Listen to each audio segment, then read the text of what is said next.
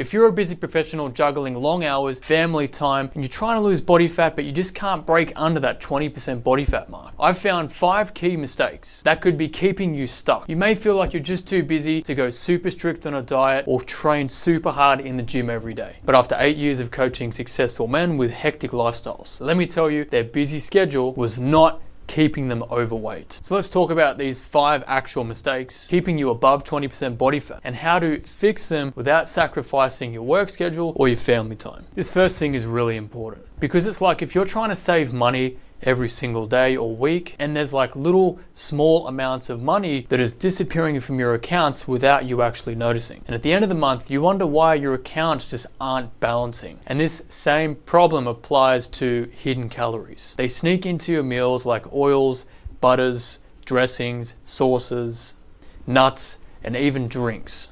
And the crazy thing is you can think that you're eating super healthy every day and still not actually notice these hidden calories that are right in front of us that are adding up and stopping you from losing the body fat that you want to lose. For example, you may order a Caesar salad thinking that this is the healthy option on the menu, not actually realizing that a Caesar salad or something similar could actually have a lot more calories compared to a McChicken burger. I know that's hard to believe, but the fact is when you add up the bread, the lettuce, the mayo, the chicken, it's only 432 calories.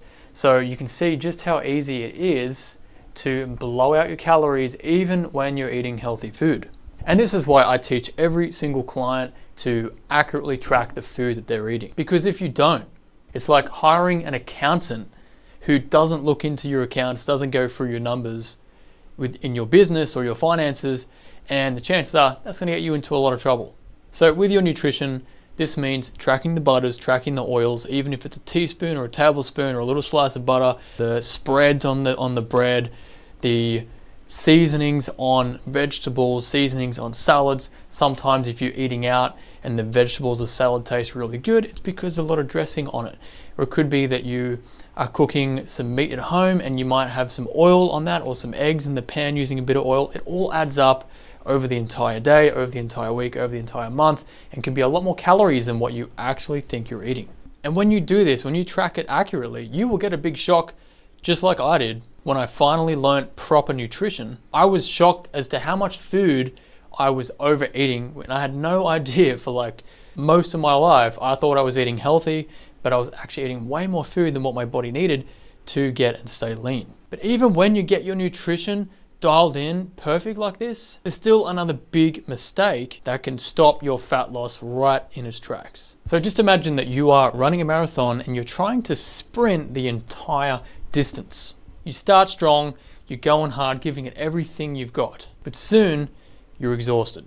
Yet you still have miles or kilometers left in the race. This is what happens when you rely too much on super intense cardio or HIIT training sessions, or just simply training too much.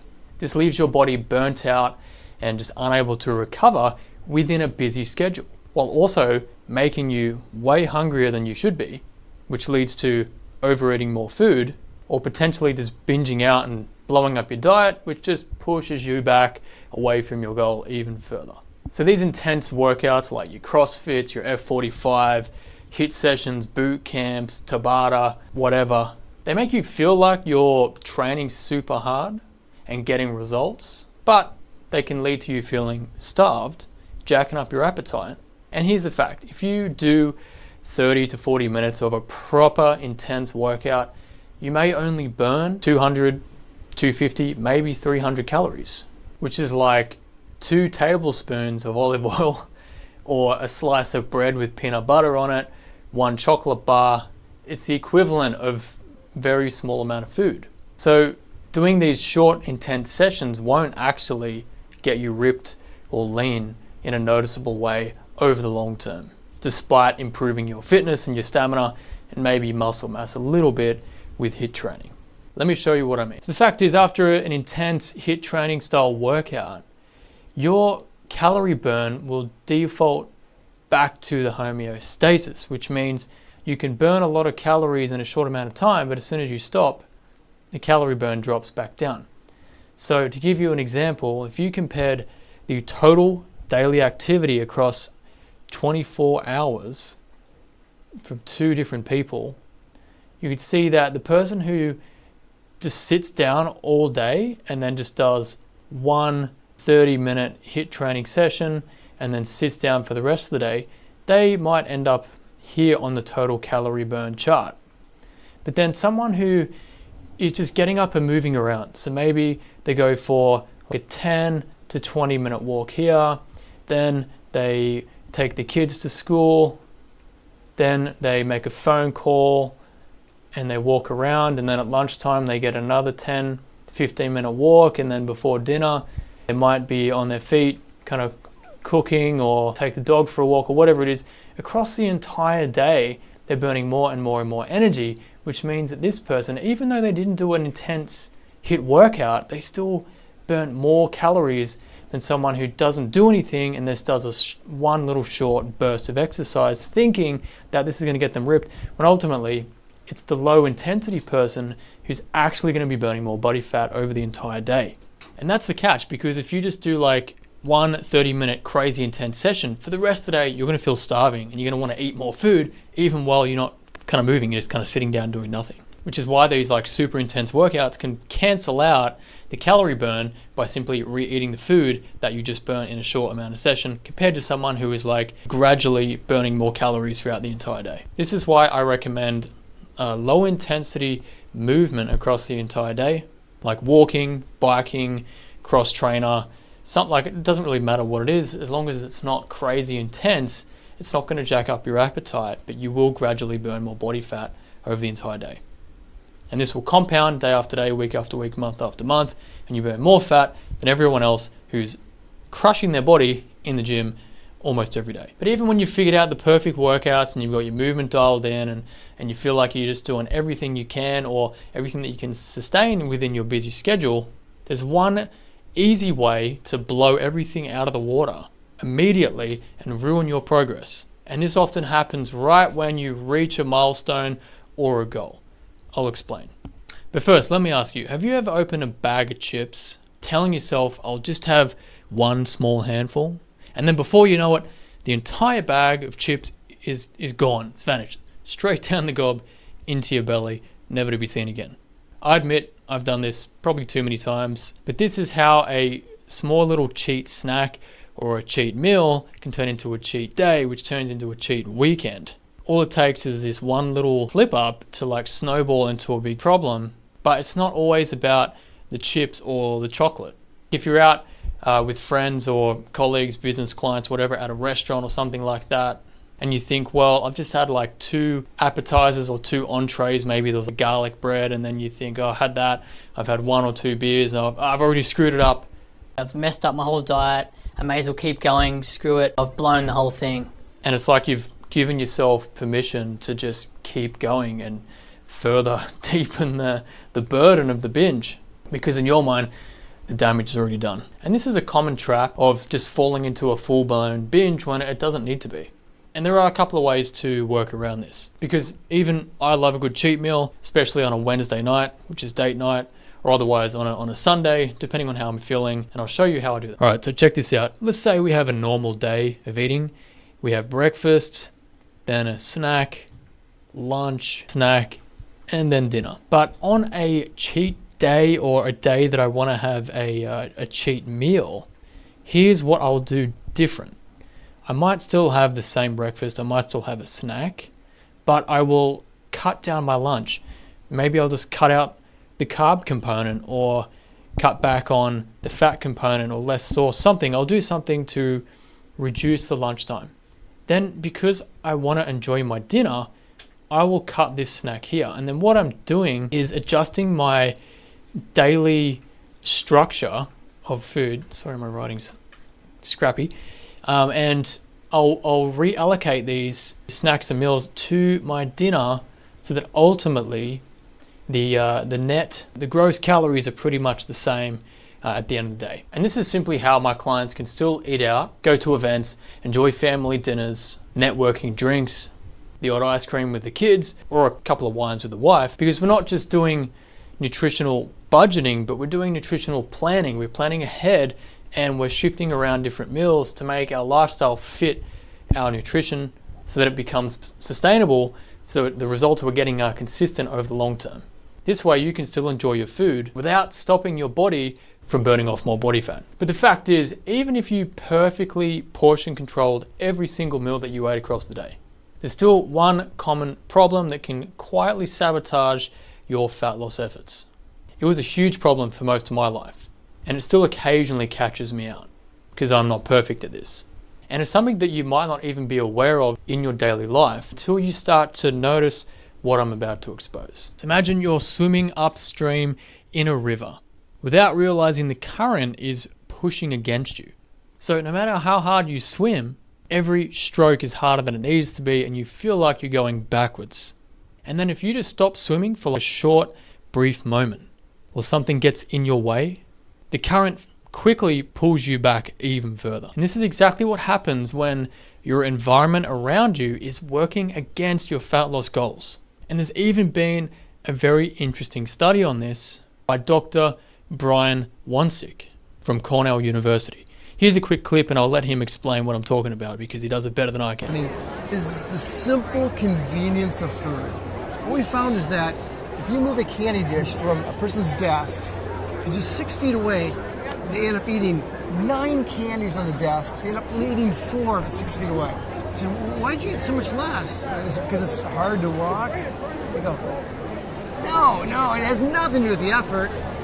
What it has to do with is that 6 feet gives me pause to ask myself, am I really that hungry?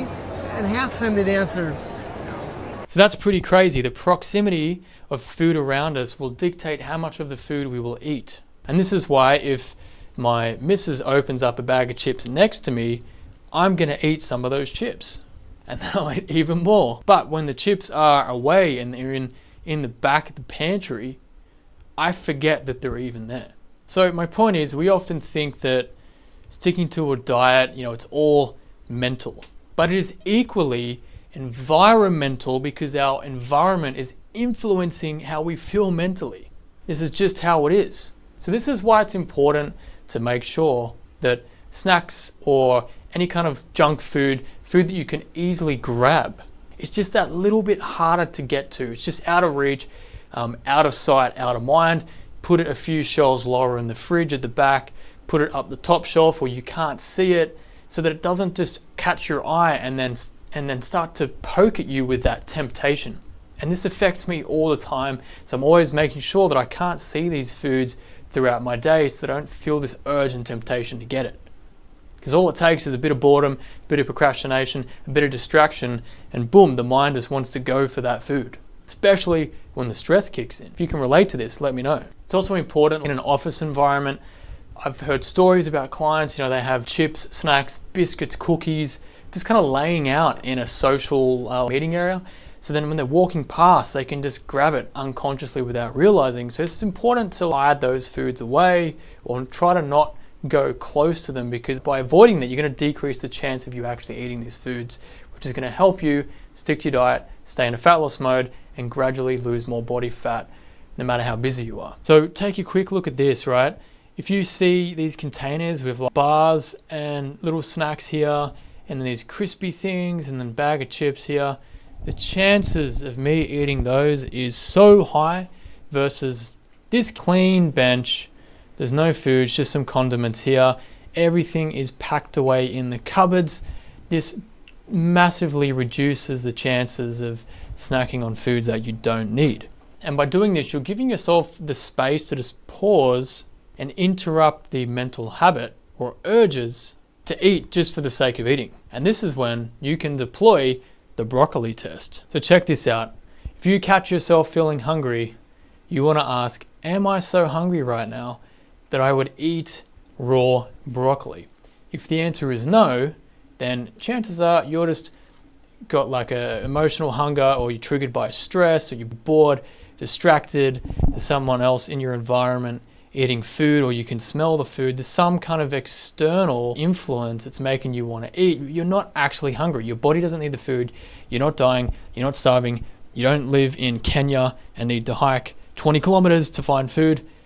You're fine. But if the answer is yes, if your body needs the food, then go and eat the raw broccoli. No, I'm kidding. You can actually eat a proper meal, but this is just a really good kind of mental filter, I guess you could call it, to make sure that you're just not eating by habit or eating out of impulse. And then the good thing is, the more you practice this, the more control you start to regain over your habits, over your thoughts, over your emotions, and then you're the captain of your nutritional ship. You're steering which way your body is going, you're controlling your energy, eating way more carbs than what you need, and you're not binging on snacks the body does not simply need because you're not expending the energy for it. But this isn't just for food. This also works for your workouts, like putting your walking or running shoes out so that it's there and ready to go, or your workout singlet, your training bag, whatever it is that you use. Maybe you have like a watch or a hat that you like to wear, sunglasses. If you keep it all in a spot that's easy to use, you're going to use it. And the same applies to your scale. So I tell all my clients to put your body weight scale next to your bed or next to the toilet, next to the shower, somewhere that you have to go past it or right near it, so that every day you're hopping on. And what this does, it keeps it top of mind so that you will go and do it and you won't forget about it and get sidetracked with everything else. It's just about building these little sustainable routines into your schedule that are very easy to do, but are also easy not to do. But the easier you make it, the more automatic it becomes to make your body and lifestyle healthier, fitter, leaner, and just better longevity long term. You also want to consider not just hiding bad foods, but making healthy foods easier to eat and making movement, so getting up and moving around or doing your workouts, you want to make that easier to do. However, once you have optimized your environment, that still won't guarantee that you'll break below 20% body fat to achieve a lean, muscle-toned body shape, unless you fix this fifth final mistake that I'm about to explain. This mistake is a bit like running a business without looking at your financials, just assuming that everything's going to work out if you keep showing up, working hard and putting in the effort. You can hustle and work all day, every day if you really want to. But if you're not tracking key data like revenue, expenses, sales, cost of goods, taxes, GST, VAT, then you will have no idea why profit is up or profit is down, whether your business is progressing or slowly dying. You just have no clue. And this same thing happens when a lot of busy guys just blindly follow a diet that somebody told them to do or a workout plan, but they're not tracking any of the key important biofeedback markers like steps, your workout performance, your recovery, your sleep quality, your calories, your protein, your average trends for the week and month, blood work, and many other things that we could track if we wanted to. Without this information, you'll just have no idea what direction your body's going in, or what you need to adjust or change, or what might be stopping you from breaking under that 20% body fat mark so that you can start to see ab definition and feel your waist shrinking, your shoulders looking wider, having that V taper, and feeling slim and lean so that your belly is behind your chest and you can start to see some abdominal definition coming through. I'll give you an example. So here's what most people think tracking is. They think, oh, I did a workout, cha-ching, that's done. I ate a salad or I had a milkshake, ding, I did a HIIT session, I didn't drink any alcohol, yes, I nailed it, go me, I'm the best, fittest person in the world, everyone give me a pat on the back, right? However, what most people don't do and what they should be doing, what all my clients do to get ripped is this. We're tracking reps, sets, weights, calories, protein. We're also doing carbs and fats as well. We're looking at hydration. We're looking at your average weekly steps, also calorie burn as well. And by doing all this, you're going to start to get your own trends and you can see what is going in the right direction or what is going in the wrong direction. And this is why you need to look into the details and make sure that you are accurately tracking your biofeedback data. And this is where devices like the Oura Ring can come in handy, the Whoop Band, the Apple Watch, Fitbit, Garmin. There's like 20 other devices that we could use that are going to do all of the data tracking that you need to get, along with other apps that you can plug them into. So all the clients that I work with, we plug all this data into my app and we get all these trend lines that every week I can look and see if they're on track, if they're hitting their targets, or if we need to change anything so we can just get from point A to point B to point C and keep the results flowing long term. And this is really important because by doing this, you're going to learn everything about your own body so that you can optimize different parts of your diet, of your training, of your recovery, so that long term, you're just going to keep getting more and more and more results, and you will sustain it long term because you know all the little things you had to do to get to the result Therefore, as you're doing it, you're like building this blueprint that works specifically for your body in your routine. No one can take that away from you, and no one can argue with you because you know exactly what works for you versus what everyone else says to do, or some guru says this, or Jeff, old mate, was a bodybuilder, says that you got to bulk up first and gain 20 kilos of fat to put on muscle, blah, blah, blah. You get the idea. You want to focus on what works for you, and this is the way that you do it. It's kind of like having Xero or QuickBooks and just like plugging in your health, getting all this awesome data, and all of a sudden you're in control of what's actually going on. This is what I do for every client who works with me one-on-one in my program. And I also include my biofeedback data template inside my business body blueprint routine. To learn more, tap the link in the description. So now that you understand the importance of tracking the right data across your day and your weeks and your months, and how to fix these 5 mistakes, if you want to get lean, break below that 20% body fat, and stay lean long term, you also want to be implementing my 5 rules that got me lean and have kept me lean year after year for 9 years straight, that I teach to all my clients inside of my program. And I explain each one of these 5 rules in this video right here. Go check it out now, and I'll explain each one step by step exactly what you need to focus on, while you're also avoiding these mistakes so that you can shed fat while building muscle at the same time. Go watch it.